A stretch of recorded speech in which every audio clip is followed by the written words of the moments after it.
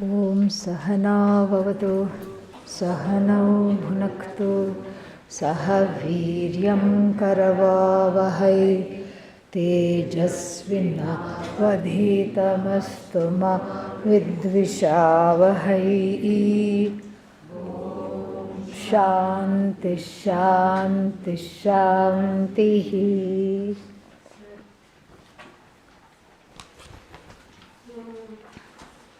We are in the middle of unfolding the implications of the 7th verse.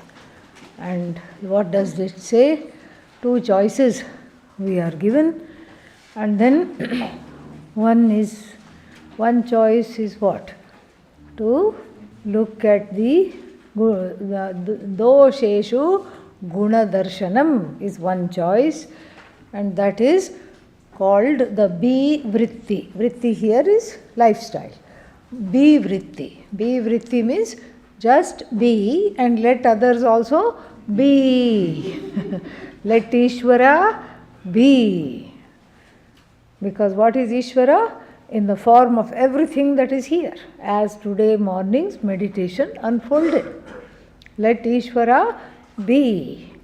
Let everybody's problems be. Why? Because problems are what? Ishvara. That you see the problems is also Ishvara. So therefore let it all be. Don't try to interfere there, and that is one thing. And then for one's own growth, it is better to see the good in others rather than the difficult things. As we saw, when we see the difficulties, what happens? Oneself is affected. How? Through depression, anger. If I keep finding faults with others, then other people are not upset. I am upset. This is what happens. So then this is what is the how to be like the bee. How to be like the bee? Let everything be. See, now you won't forget. Then what is the other option? Piggy. Yes. How to be like the piggy? That is the default mode anyway. You don't have to make any effort. Default mode is pig. Yeah. And what is so interesting about the pig is that you give it the softest velvet cushion to sleep on and sit on, still it will prefer to roll in some grime and slime, and then want to come and sit on your lap. Pet pig. So the idea is that the pig that has rolled in the grime spreads this. So if we are in this mode of constant complaints, etc., this is what happens. So from there we segue to Pujya Swamiji's favorite topic. What is that? Psychology and Vedanta, and very important topic and oft ignored. Even though we have Gaudapadacharya talking about it, we find that most of the acharyas, including Adi Shankara, does not dwell on it much. Perhaps it was not needed in those days. Who knows? Because people had more of a sattvic temperament, let's say, or they had more of a, they did not have these kinds of students, or it was assumed that people would do Shravanam after gaining Shamadama, Uparati, etc. And so this was not needing to be discussed.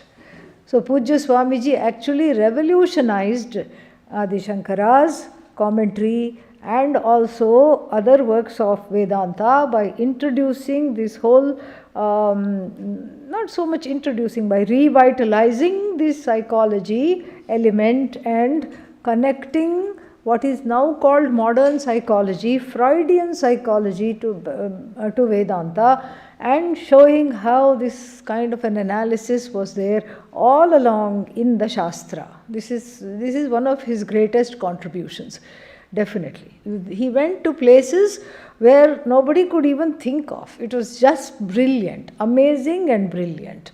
And so what did he say? He said that basically that there are 2 things, 2 people in one. One is the one who is an adult, wants to pursue Vedanta, wants to come to the ashram, and wants to sit in front of the teacher, wants to study. The other wants to run away.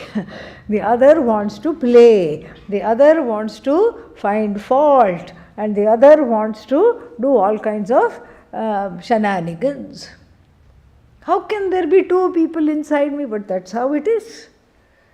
That's why the mind is called, what is that, what is that? Sankalpa Vikalpatmakam. So one kind of a tendency is to say, no, I should not do this, yes, I should do this. This is all the function of the unconscious mind. And so how do we make decisions? Mostly by the unconscious mind until we come to Vedanta. Somehow I don't lead life, life leads me. This is letting the unconscious mind, which is underdeveloped, which is hidden, and which is what? Ishvara Srishti. You did not make the unconscious mind. Ishvara made the unconscious mind. Why?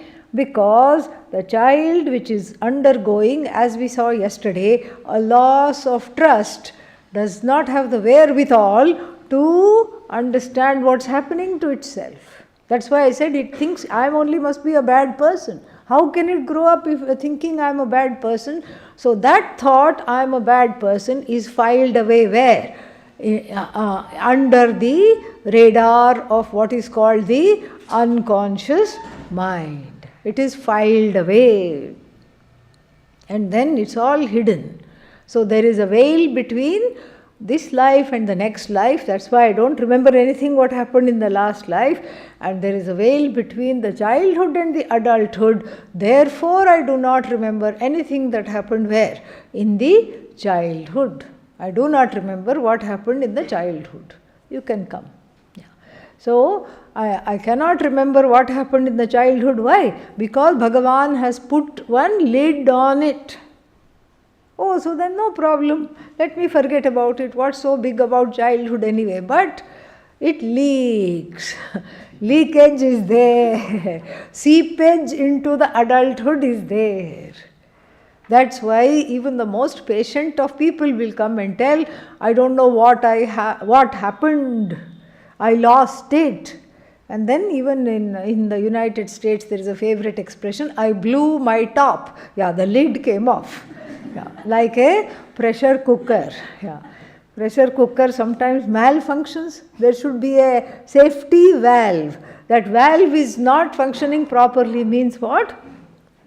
Yes, and then you are not thinking of painting the kitchen, but suddenly the whole thing is yellow. Dal and turmeric have gone everywhere. Modern art is there in the kitchen. So replace the contents of the cooker with what? All the pains and sorrows from age 0 to 4, and then when that blows the lid, it is not pretty. It is not pretty, it all comes out. And then you don't even have to wait for it to come out. There is seepage and leakage. So sometimes the cooker, it's all fine, but then it keeps dripping water on one side, like this. So the unconscious mind keeps coming to the present and interfering in one's goals, aspirations and pursuits, especially the pursuit of Vedanta, by saying all kinds of things, by certain memories. Memories come out from that, and then they go contrary to the wishes of the adults. The sankalpa that has been done by the adult is dismissed by who? The unconscious mind. Repeatedly, not once or twice, all the time. And this is the problem, and that's why we got this whole understanding of what? Apasmara. Apasmara, sitting at the feet of Lord Dakshinamurti. This shows that the unconscious is Ishvara Srishti. And then what should we do with the unconscious? You feel like eliminating it. It cannot be eliminated. Why? Ishvara Srishti. Can you eliminate anything in Ishvara Srishti? Not at all. So this unconscious mind also cannot be eliminated. What should it be done? I should become friends with it. I should integrate it into the adult. This ungrown up child that is there truncated, offensive, defensive, like a ninja. What should I do to it? I should integrate it into the adult. I should embrace it. There's nothing, getting rid of is not an option. I don't like my angry self, so I want to get rid of it. No.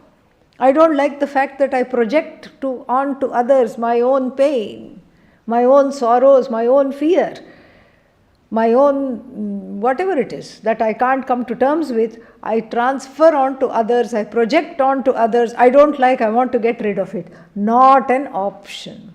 It has to be dealt with, it has to be grown up, it has to be integrated into oneself as the truth of oneself. It has to, because that also is Bhagavan.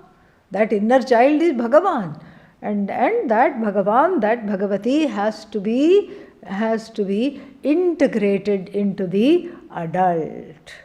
And this, without this, Vedanta will not bless. Always there will be a feeling something is not right. I have studied for 100 years, and this is, I'm not joking, this is what happened to Indra. In the Chandogya Upanishad, Indra studied for 105 years, staying in Prajapati's ashram. 3 years is nothing. Yeah.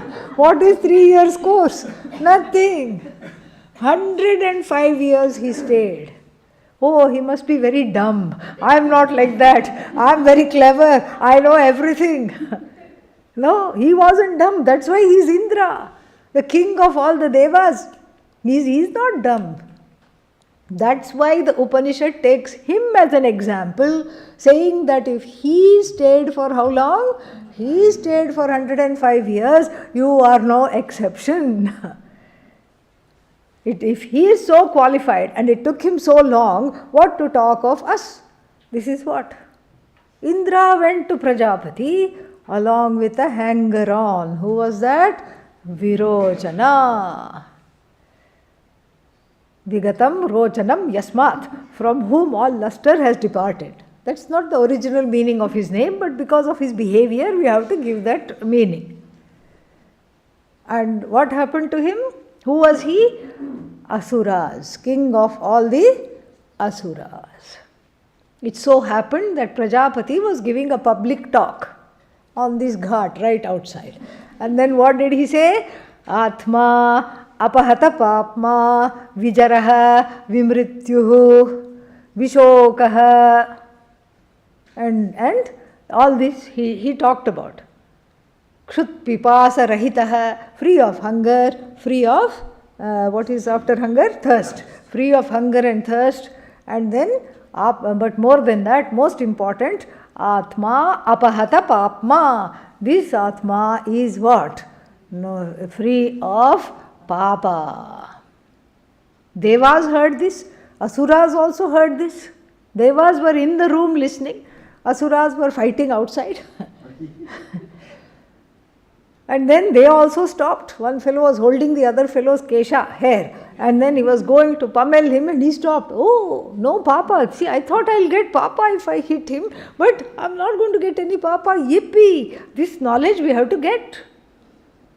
And then each one appointed a representative. Indra was appointed by the Devas. You please go and learn and then teach all of us. Virochana appointed himself. Yeah. After beating up the rest of them. I am the strongest, survival of the fittest. I am the best, east or west, I am going. And they both go. They must have taken different routes to the ashram, because they didn't meet each other on the way. But then Virochana does not say anything throughout chapter 8 of the Chandogya Upanishad. He does not utter a word at all. Not one word he utters. Not a single word he utters. And then, therefore what? Therefore, we have to see two things. That the Upanishad will not give the Asura first person speech ever. This is not done. We don't want to give them the microphone. No. Even the Bhagavad Gita follows the same thing. Dhritarashtra uvacha, Sanjaya uvacha, Arjuna uvacha, Sri Bhagavan Uvacha, but never, you'll never, but even though he has speech, he has a dialogue, but it is put in what? Third person. Iti, what? Raja Vachanam Abravit. In third person it is put, it is not put. Direct speech is never given to wrongdoers. That is first reason. Second reason is because he really is not a person. He is almost not there. He is almost invisible, but he is visible. He is almost invisible, he is visible. And he is like a clone of Indra. Whatever Indra does, he does. Indra does namaskara, he also does namaskara. But under the influence of this shadow self, he is the shadow self of Indra, and the shadow self under its influence, Indra goes to Prajapati's ashram and sits there for 33 years without asking anything. Usually the teacher should go to who? The teacher should go to the student, or student should go to the teacher? Student should go. Here it is a ulta. The teacher finally says, gentlemen, you have been here for 33 years. What are you doing? Why have you come? Teacher asks. Then Indra says, we heard that Atma, Apahatapatma, Vijaraha, we have come to see the Atma. And seeing the presence of Virochana manifest, the unconscious mind manifest along with Indra. Indra has brought inadvertently a friend, and the friend has adhikaritvam or not? No adhikaritvam. No qualifications, no shama, no dama. It's not supposed to have. The unconscious mind is not fit for this knowledge. Prajapati doesn't feel like teaching at all. So Prajapati just claps his hand and all the sevaks bring one big thali of water. You want to see the Atma? Yes, yes, please, I want to see Atma, I want to see Atma. Gentlemen, view the Atma. And there is already what? Lot of Dehatma Buddhi is there. Dehaha eva Atma iti Buddhi. The Buddhi that the body itself is Atma, and with that mind they go. And what does Indra say? Oh, I wish I had a few robes. I took it all off and I'm in these brahmachari clothes. And after 33 years, what color do white dress get? Grey. Okay, so I'm in this terrible grey dress. And so, what is this, And then, what is that? Still, I wish I had known, I would have put some ghee on my biceps so that it would all shine and it would just come out like this and it would show off. But it's okay, still I'm very handsome. Yeah, still I'm very good looking. And if Atma looks like me, yippee! This is fantastic. Atma is also very good looking. Why? Because I am good looking, Atma is also good looking. And the other fellow also looks, he twirls his moustache. You have to make it, what is it called? Handlebar moustache. Like the handle of a door, which you open like that, and especially imagine the handle that goes up, not down. Okay? Handle that goes up, handlebar moustache. And he said, I wish I had known, I would have put some kind of ancient gel and made it stand out, but doesn't matter. There's always saliva. And then let me just do this. And he also looks at it. And then this way, both of them are misled. And Adi Shankara in his Bhashya goes a long way to say how to defend Prajapati and say he did not mislead them. They got misled because they were looking for the wrong thing and looking in the wrong way. And so, satisfied with the teaching, Virochana departs. And only after Virochana departs, and then what does he do? And then Prajapati utters a sankalpa as Virochana is departing. Indra also goes, but Indra goes halfway and comes back.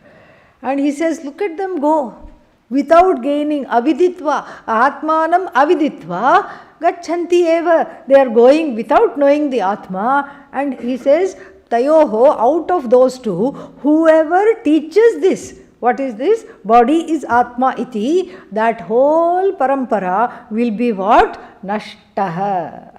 He gives that proclamation. That anybody who says that this will be, this teaches this teaching as what? Body itself is Atma, is what? Asura. And therefore, that Asuri Parampara will not flourish. He gives them that, he gives a particular proclamation. Virochana goes off, we don't know what he does. Perhaps he opens Asura Vidya Gurukulam, full of massage, body thing, creams, massages, all these things they do. That's what they do there, because they have to keep feeding the body, protein shakes, I'm imagining, okay, all these things will be there. Yeah, because all they are only Prakriti Seva, all the time feeding the body. But halfway, this one, Indra goes and he says, wait a minute, I have been had. This is not correct. I have to go back. Stay for 33 more years, Indra. And then after that, stay for 33 more years. Stay for 33 more years. So like this, he stays for 105 years. And then the teaching only can begin after the Virochana departs. Departure doesn't mean the separation of the unconscious. Departure means the integration of the unconscious. And how to integrate this unconscious is to befriend that which is in the baby ahankara that is in charge of the unconscious. Because yesterday we talked about loss of trust, and the loss of trust is a very big thing and very difficult to regain the trust of this inner child. So you try to do inner child work in the beginning and say, oh, I'm ready. I'm ready now. You are there. I'm there for you. And what will the inner child, what will the unconscious mind say? Yeah, right. Like you have been there for me for so long. Shut up. You don't know anything. I have been handling this and handling you also. Keep quiet. Stop attending Vedanta classes, then you will be my friend. This is what it will say. The unconscious needs to have a voice, needs to have this catharsis, and the only way it can do it is by you being the parent. Otherwise, what is the temptation to make somebody else babysit your inner child? Here, take it, I don't want it. This is the reason many people get married. Yeah. Why? Because I want somebody to take care of my problems and issues and fears and all these things. Here, take. Are you ready to babysit their inner children also? No. That's why I'm giving mine. I can't handle mine. Okay. Then this is not a strategy. In the beginning, it's all cute. I love your inner child. One says to the other one also says, no, your inner child is cuter than mine. This is called honeymoon period. After that, what? Everything falls apart. Because you alone are the managing trustee of this body, mind, sense complex. You alone are equipped to handle the unconscious mind, from which spews forth all this reactivity. And then psychologists, yesterday we saw a few kinds of reactions. The psychologists have summarized it into 4 kinds of reactions. Fight. So some children, because of the hurts they have received, are always looking, okay, who to fight with now, as adults, not as children. They are generally people who become combative in nature, even though there is nothing to fight against. Like that man who wanted to have Vada with Pujya Swamiji. I told you the story yesterday. So this is called fight. Some others say they are avoidant. Avoidant means what? The conflict averse. If there is conflict, I am afraid. So what will I do? Flight. I will go away from there. Even if I cannot go away, what do? I go away mentally. Gone. And then the third response is freeze. So how many do we have? Fight, then flight, then freeze. What is the freeze response? Like the animal you catch. The animal is trying to cross the road, you are in the car, it sees the headlights, and what does it do? Yes, statue it becomes. It's taken aback. It is so frightened, it cannot go forward, it cannot go backwards. This is called the freeze response to the unconscious mind in adulthood. Freeze means I just become incapacitated, I do not do anything. And then finally, the last F is fawn. Fawn means this is the coping mechanism of children, of people who as children had to go through a difficult childhood with uncertain parents or with adoptive parents, because the insecurity is there. They're going to throw me out, or I don't understand them, what is happening. And so what will they do? They will please the parents. They will always fawn over everybody. They will try to make nice even in adulthood. And so even now we can see these responses. They are not watertight. Some can have primarily one and then secondarily other. So the flight and freeze go together sometimes, and then sometimes what is there, then freeze and fawn also sometimes go together like this. It could be a combination of many coping mechanisms. These are just little ideal types that are given. So given these kinds of responses, which are a deterrent to Vedanta Shastra, I have to tell myself, I have to see that those mechanisms served me well when I was 3 or 4.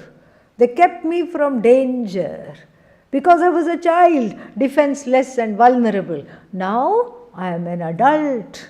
I have friends, I have resources, I have Vedanta.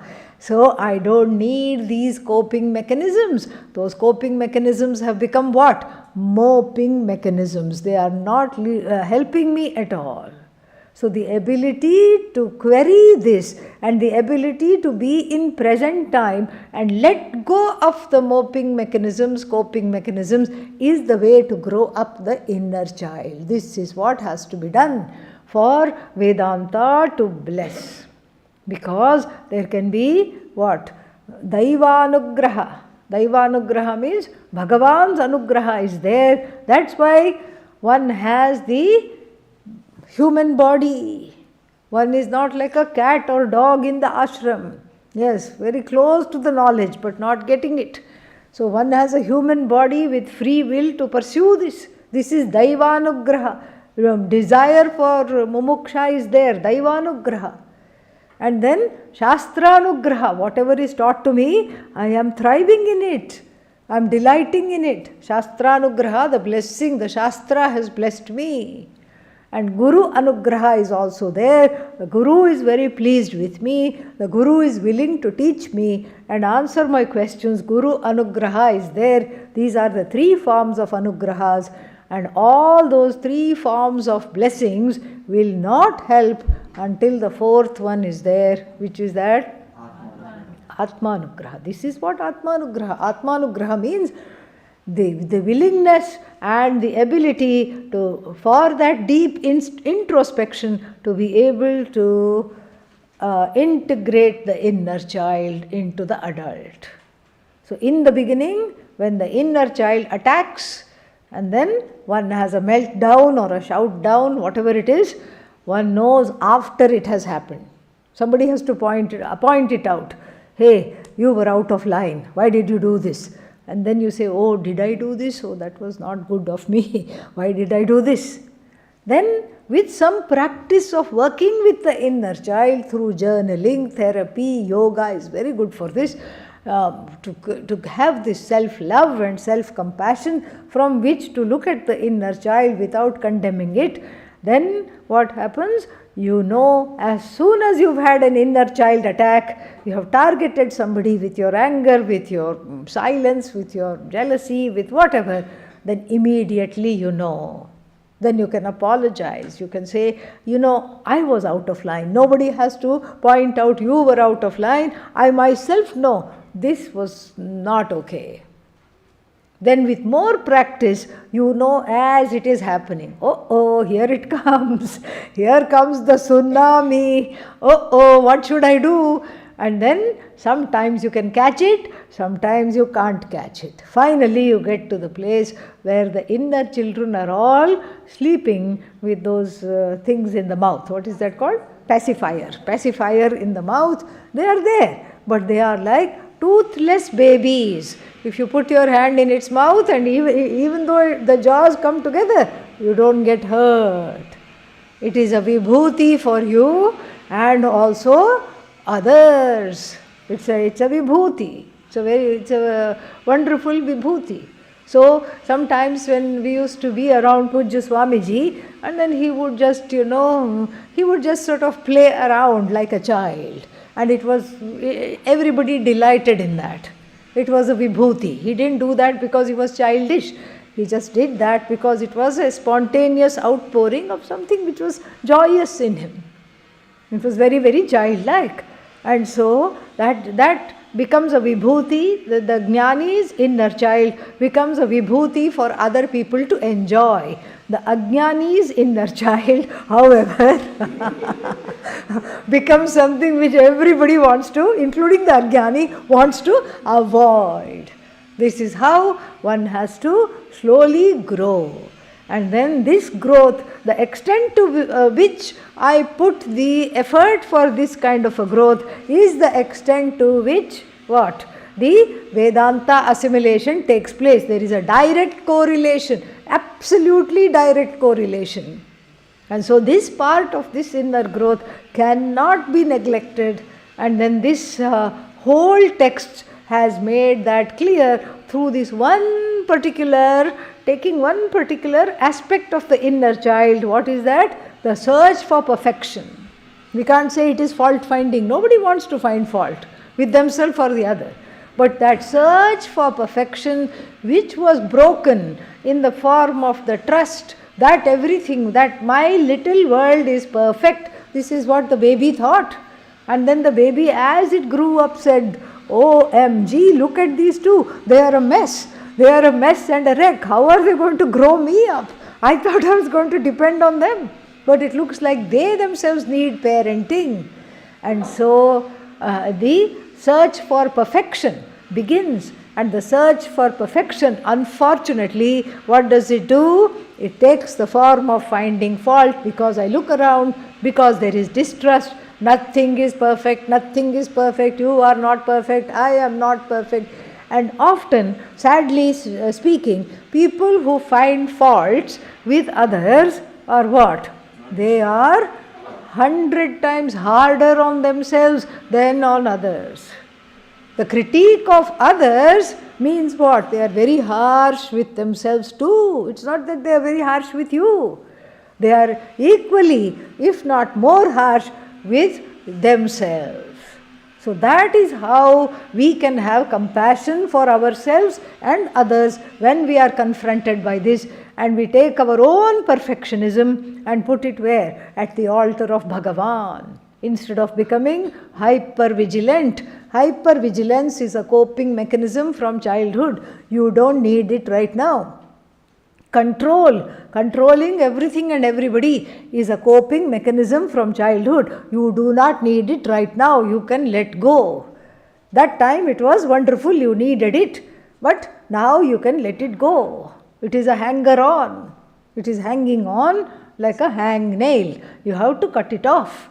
And then what else? So, control, perfectionism, hypervigilance, and then what else? Needing to know. This is another coping mechanism. Because the childhood was suddenly unknown.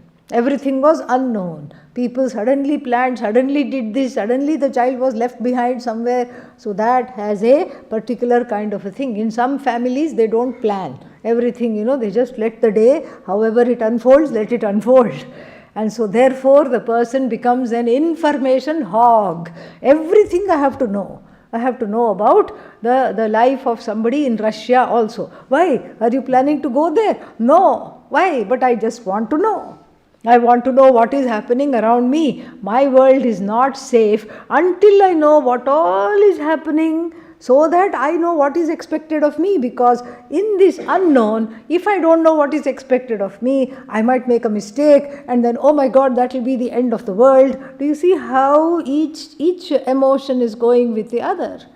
And then, so therefore, in order to be perfect, I should know. In order to be perfect, I should have hypervigilance. In order to be perfect, in order to find perfectionism is our control. Perfectionism is information. So like this, all these coping mechanisms, when they drop, then only Vedanta can proceed. So we have to do gentle and compassionate introspection. And then the last verse ends with a beautiful prayer. Let us read that.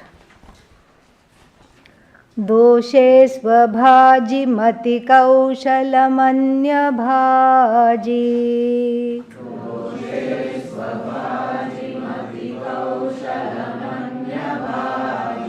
Maudhyam ganenya harsha bharasvabhaji.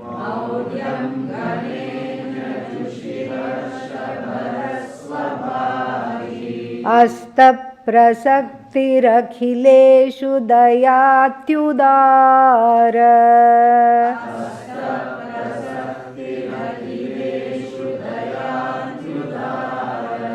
Vrityorjito mama kadastu haranuragaha.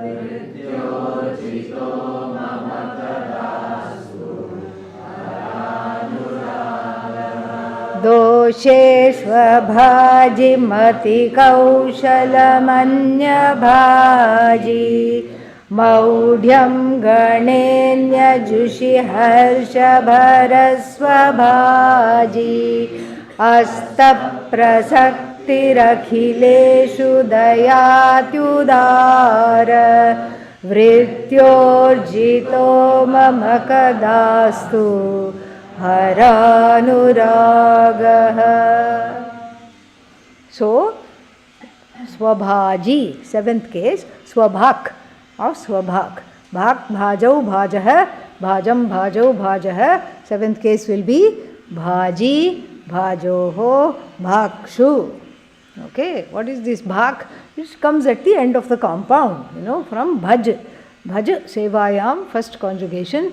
So, Bhak here means the one who engages in, the one who subscribes to, the one who is full of. Okay, so the one who is one with. So, doshe, swabhaji doshe. Swabhaji doshe means in my own faults. Swabhaji doshe, in my own faults. What should I have? Mati kaushalam. I should develop a mindset, a buddhi that is sharp and adept to look for my own faults. Anya doshe, anya bhaji doshe, so the faults belonging to others, with regard to the faults belonging, Vishaya Saptami, both of them. So, with regard to the faults belonging to others, what should I develop? Read. Maudhyam, very good. Moodhasya bhavaha. Moodha means dull-witted, dim-wit. I should become a dim-wit with regard to other people's flaws and become a sharp-wit with regard to my own flaws. Usually how is it? The other way around. I am very quick and sharp. Oh, here is an omission, here is a commission, here is an idiot. Look at them, look at this. What are they doing? This is how I am with regard to the flaws of the entire world, and then for my own flaws, I have a permanent, what is that called? Blind spot. Blind spot. You are driving, you have the rear view mirrors, and then you think you can see the cars all the way, but then when the car comes right up to the rear view mirror, that is when you can't see it. So too it is, and that is when you kiss the other car because you don't know it is there. Yeah. You just go and one can go and dash into the other car because you didn't even know it was there. So similarly, one's own flaws which are so glaring to others, so glaring, I am happily blinded to them. I don't see them at all. Other people say, oh, you're going to crash. I don't see it. I don't see it. Why? Because there is a blind spot. Why? Because there is some kind of pain and hurt which has been covered up by all these complex coping mechanisms. And so therefore, uncovering that gently becomes the way to have sharp buddhi with regard to what? With regard to my own faults, my own flaws. I have to be very quick-witted to say, oh, I shouldn't have done that. I did that. It was wrong. I shouldn't have said that. I shouldn't have done that. And so, if one makes it a social fact, because you see, these kinds of tendencies fester when you don't talk about them. What was some comedian, I forgot who it was, some comedian said, in order to get rid of your flaws, make fun of them in front of others. Don't make fun of other people's flaws. Just say, oh, look at what an idiot I am. You clown around with your own flaws. Oh, here I go again, look at what I have done now. If you keep doing like this, it's not that you're putting yourself down. You should not, there is a boundary there. You should not cross that boundary and say, I'm a permanent idiot and I'm a doormat, walk on me. That's not what is said here. And what is the idea? The idea is, if you fall down and laugh at yourself when you fall down, then other people also laugh, then you have a little bit of a separation, a sakshita between yourself and whatever those flaws are. If the flaws are kept in secret, what happens is they start growing like mold. You know, mold doesn't grow in an obvious place. Mold and all this mildew grows in a covered, dark place. So it will start to fester. Because you and this so-called problem is there, that's all. So the problems I laugh about, I am the first one to laugh about, so that then what happens is that you will see that you disarm other people and they also don't find flaws so much. They don't do that. And so this is all the ways of developing mati kaushalyam, kushala matihi, how to develop. Quick, I have to be quick to see. You can see from somebody's face, oh my God, I shouldn't have said that, they have taken it wrongly. Okay, let me backtrack, let me make it all right. One is very quick-witted to not cause sorrow, pain, disturbance to others. So ahimsa is at the back of this quick wit. So doshe, swabhaji doshe, mati kaushalam. Okay, now I have a sharp intellect with regard to flaws in general. So then I go around, what? Pointing everybody's flaws. No. Make it unseen. Make it unseen. Totally unseen. No, but terrible things will happen. When will they learn? Are you their mother? No. Okay, keep quiet. Are you their father? No. Shut up, keep quiet. Are you responsible for them in some way? No. Are you their guru? No. Those are the three conditions. Have they come to you for help? No. Make it unseen. Totally be like a person who has not seen it at all. Once I was with Pujya Swamiji and this woman was eating some sweet. I don't know what it was. Must have been a gulab jamun. And then it fell out of the cup onto the floor. And then she quickly looked to the left, looked to the right. Missed myself and Pujya Swamiji sitting right there. This was I think after his 80th birthday celebrations. Just a few of us were there. And she quickly, swahad it. Okay, because it was very precious, very tasty, she didn't, do this. And then I looked at Pujya Swamiji and he just shook his head, very distinct, with a hint of smile on his face, He smiled a little bit because it was funny, and then, but he was like, let's not carry this further. Leave it to her, that's all. Leave it, it is between her and Bhagavan, that's all it is. Leave it, why do you have to point out, oh, we saw, you ate this, is she going to feel good about this? Yeah. There were more gulab jamuns there, you should have gone and taken. I would have given you. All this is going to make them feel terrible. They'll feel like, why was I born? Why doesn't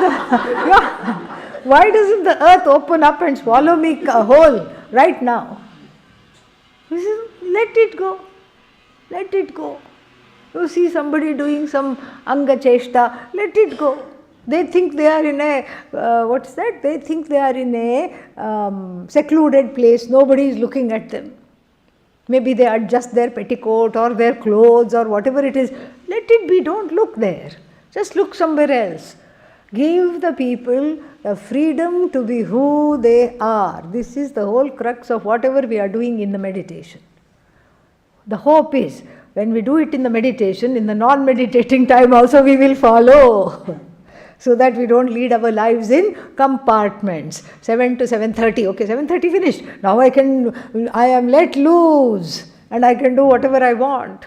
This is where the inner child works, the work pays off. This is how it pays off. So, Swabhaji doshe, what should I have? Mati kaushalam, quick-wittedness. Quick-wittedness to notice it, quick-wittedness to repair something that I may have done wrong, and quick-wittedness to not repeat it again and again. Because each time if I go like this and say, so sorry, so sorry, here is some balm, here, you put some Iodex, you will be okay. Again, next time I see the person, oh, here is again Iodex. That's not the idea. That's not the idea. I have to change the behavior. Each time I do something that I am not proud of, I am, what should I say, I am honest enough. I have the intellectual and emotional honesty to admit it and to make a sankalpa that this will not happen again. And even if it happens again, I don't beat myself, but I look at it seriously and say, okay, I need help. If it keeps happening, I need help. It's an addiction. And so this is what I have to do. And with regard to other people's faults, unsee them. Unsee them. Just look at something else instead. Look at their gunas instead. Yes, they may be eating something off of the floor, but then they are the kindest person I have ever met. Convert every criticism into an appreciation. This is how to have Mati Kaushalam and Maudhyam for other people. Mati Kaushalam for my own faults and Maudhyam for other people's faults. Don't say, I am not going to her house for lunch because she may give me things off the floor. No, don't go there. Instead say what? Genuinely appreciate whatever is appreciative about that person. And in fact, in one way of growing out of this perfectionism and fault finding is to have in the family life or in the ashram life, to have one day of no criticism, only appreciation day. So, you feel like critiquing someone. You know what? You are going all angry. Then you remember, oh, it is not Ekadashi, but it is only appreciation, no criticism day. So you convert that into, they say, what? What, you are going to find fault with me again? No, I was just noticing that you are always on time for everything. And what you really want to say? You are always on time for lunch. You let that be silent. You silence that. I was just appreciating your punctuality. Oh, thank you. Next time they will also appreciate you. You become when you appreciate, you inspire other people, you bring out the best in other people. That's why Mahatmas are so dear to our hearts. That's why we like hanging around all the saints. Everybody likes hanging around the saints. We don't want to leave them. You don't want to leave them. Why? Because being with them, the best of you comes out even without a word that is said. You feel like, I'm not a bad person, I'm okay. There is a sudden self-acceptance that comes. A mini moksha happens when one is with the Mahatma. But unfortunately, since the moksha belongs not to you but to the Mahatma, as soon as you leave the Mahatma, what happens? All the complaints start to again and again they start.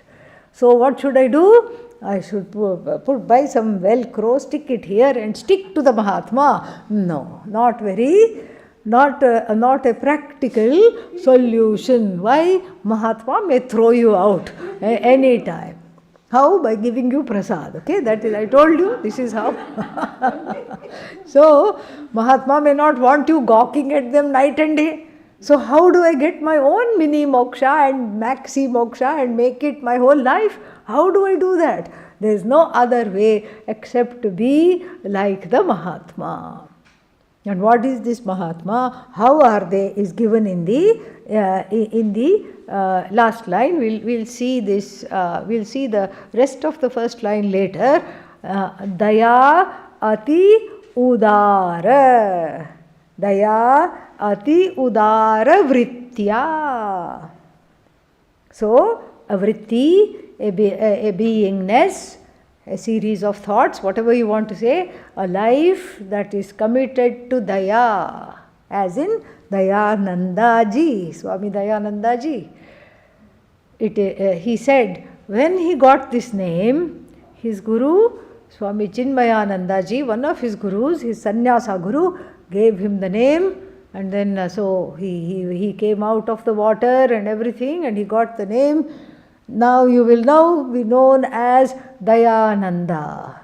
And the initial response of Pujya Swamiji was like a little bit of a dismay. Oh, why? Because the Arya Samaji Swamiji, who was so famous, what was his name? Dayananda. Swami Dayananda.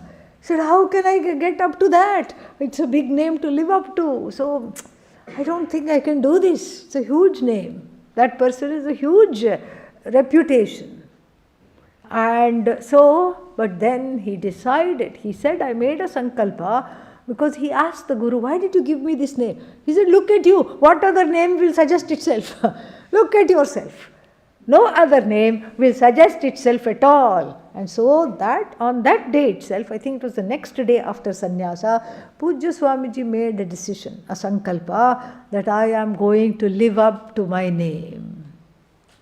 And he was just the embodiment of Daya from that time on. From that time onwards. It was just amazing that the amount of Daya he had was just, you could not, there was no end to it. Absolutely no end to it. I have seen him be tested, I have seen him be belittled, I have seen him, people trying to shake him, I have seen him be criticized. Under no circumstances he would lose his composure, because that composure was backed by what? Daya. That composure was totally backed by Daya. And so, Daya ati udara.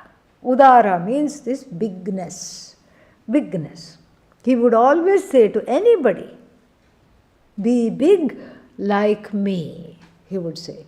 Be a big person like me. Think big. Be big. Because to think, you don't have to pay money. Yeah. It is all in the head. It doesn't cost anything to think big. Think big about others. Think big about yourself. Think big. And give everybody. How do you become the embodiment of Daya? We give everybody the benefit of doubt. There must be a reason. Oh, they didn't do this. There must be a reason. I don't know the reason, but there is a reason. No, it's just a bunch of hurt. Okay, that is the reason. They are hurt. They are in pain. So it's not a surprise either way. Give them the benefit of doubt. And then udara, this is audaryam, this is the bigness. And then you give them the ability to grow. You give them the space to grow. You allow them to grow. They are taking too long to grow. They will never grow. It doesn't matter. You accept them as they are. Accepting people as they are is one's own audaryam. You grow beyond trying to make people different. You can't do that.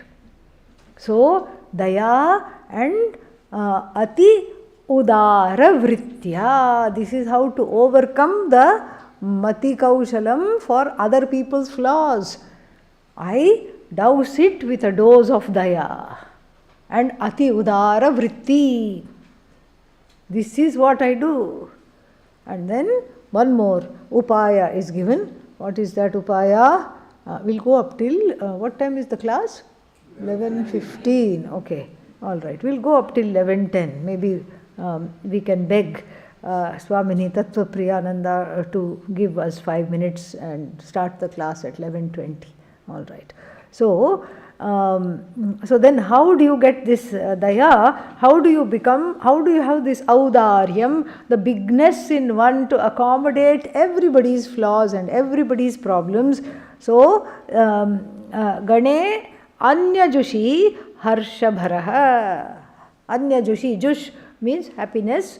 Anyajushi, in other people's happiness, when I encounter other people's happiness, what am I? Harshabharaha, filled with delight. Filled with delight. So, and then Swabhaji Jushi, Swabhaji is repeated twice, okay? Swabhaji Jushi, so when I have some things that delight me, like, oh, I did this, I did Padavicheda of this long samasa all by myself without any help. I am excelling in Sanskrit.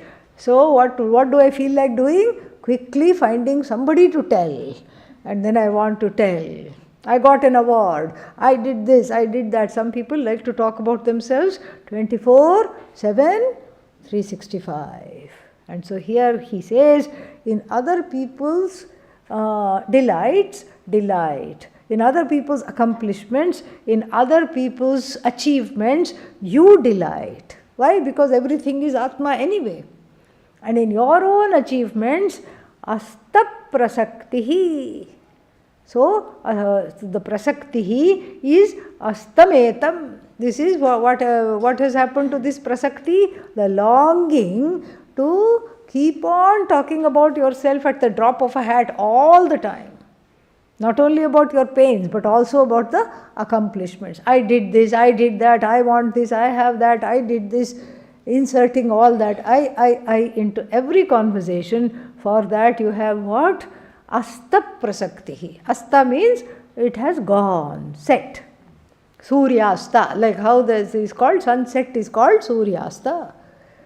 So astam means gone.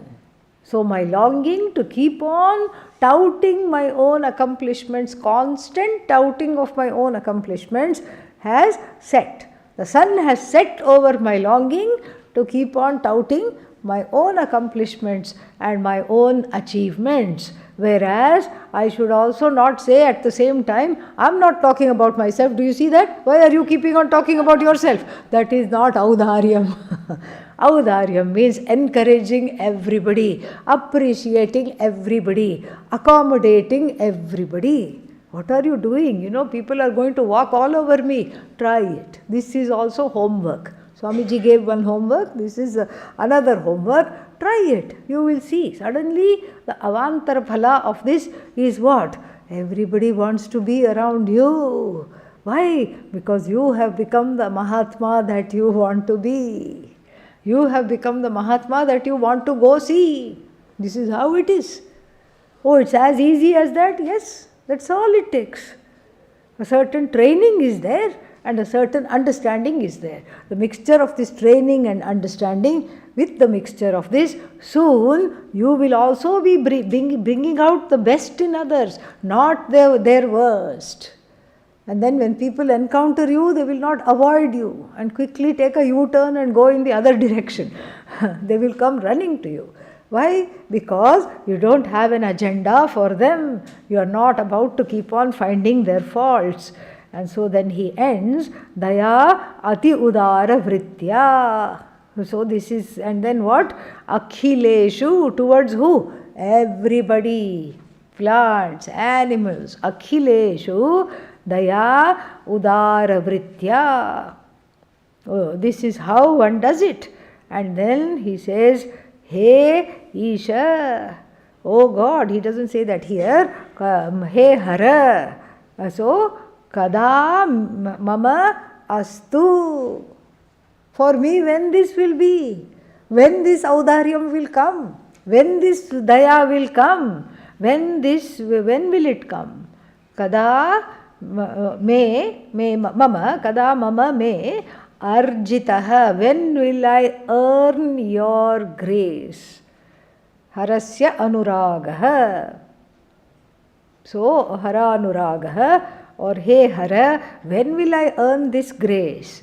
When will I earn this grace of this bigness, of not finding fault with others, growing out of this, all these childhood tendencies of protection, deflection, denial, dejection, rejection, and offensiveness, defensiveness, all these things? When will I grow out of them, and when will I be earning your grace?